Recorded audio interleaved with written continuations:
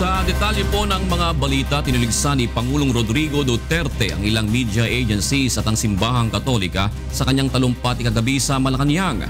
Ayon sa Pangulo, kabilang ang mga ito sa dahilan kung bakit hindi nalulutas ang mga suliranin sa bansa. Ito ang hatong na balita ni Rosalie Cos. May kinikilingan at hindi nagsasabi ng buong katotohanan.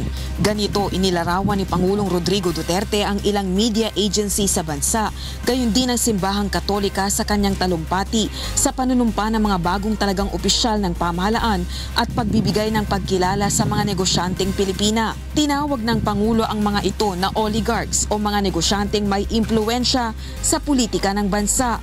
Ito rin anya ang dahilan kung bakit hindi nare-resolba ang mga suliranin ng bansa. Because, journalism is it's always antagonistic yan.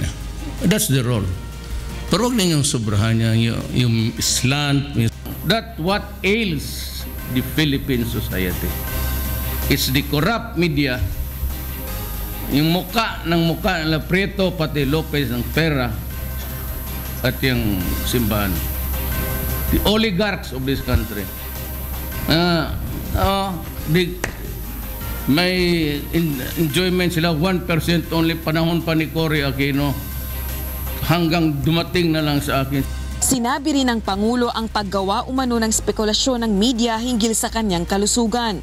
Anya, hindi niya itinatanggi ang pagkakaroon niya ng mga karamdaman na normal lang dahil sa kanyang katandaan. Mga press pala na walang alam kung hindi kasi lang ulit.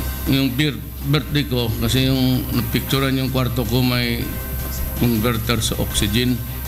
Marami na namang ang circulation ko hindi maganda, lack of oxygenation. Kaya pati pagtulog ko, kasangsak ako. Samantala, itinanggi naman ng Philippine Daily Inquirer ang pahayag ng Pangulo. Binigyang diin nito ang mataas na pamantayan sa pag-uulat at palaging pagkuha sa panig ng pamahalaan sa anumang issue. Samantala, tiniyak naman ng National Union of Journalists of the Philippines na hindi titigil ang mga mamamahayag sa pagpapaalam sa publiko ng mga nangyayari sa bansa, pabor man ito o hindi sa pamahalaan. Mula sa Malacanang, ako si Rosalie Cos, humahataw sa balita.